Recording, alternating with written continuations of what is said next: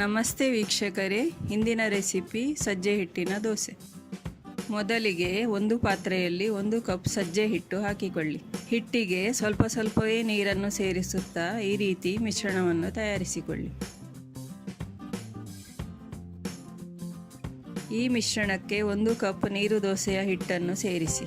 ನೀರು ದೋಸಾ ಹಿಟ್ಟು ರೆಸಿಪಿಗೆ ಮೇಲಿನ ಐ ಬಟನ್ ಕ್ಲಿಕ್ ಮಾಡಿ.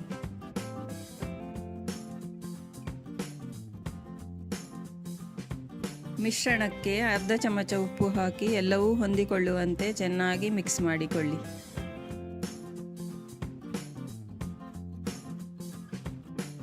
ಒಂದು ಕಪ್ ನೀರು ಸೇರಿಸಿ ಹಿಟ್ಟನ್ನು ತೆಳ್ಳಗೆ ಮಾಡಿಕೊಳ್ಳಿ. ಈಗ ಸಜ್ಜೆ ದೋಸೆಯ ಹಿಟ್ಟು ರೆಡಿಯಾಗಿದೆ. ದೋಸೆಯ ಕಾವಲಿಯನ್ನು ಮಧ್ಯಮ ಉರಿಯಲ್ಲಿ ಬಿಸಿಯಾಗಲು ಇಡಿ. ಕಾವಲಿ ಬಿಸಿಯಾಗುತ್ತಲೇ ಚೆನ್ನಾಗಿ ಎಣ್ಣೆಯನ್ನು ಸವರಿಕೊಳ್ಳಿ. ಕಾವಲಿ ಬಿಸಿಯಾಗುತ್ತಲೇ ಈ ರೀತಿಯಲ್ಲಿ ಹಿಟ್ಟನ್ನು ಸುರಿದು ದೋಸೆಯನ್ನು ತಯಾರಿಸಿಕೊಳ್ಳಿ.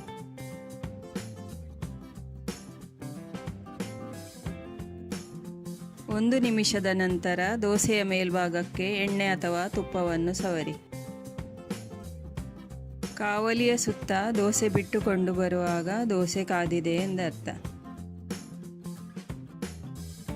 ಆರೋಗ್ಯಕರವಾದ ಮತ್ತು ರುಚಿಕರವಾದ ಸಜ್ಜೆ ದೋಸೆ ರೆಡಿ.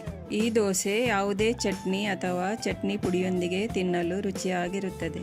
ನಮ್ಮ ವಿಡಿಯೋ ನಿಮಗೆ ಇಷ್ಟವಾದಲ್ಲಿ ಲೈಕ್, ಶೇರ್ ಮತ್ತು ಸಬ್ಸ್ಕ್ರೈಬ್ ಮಾಡಿ.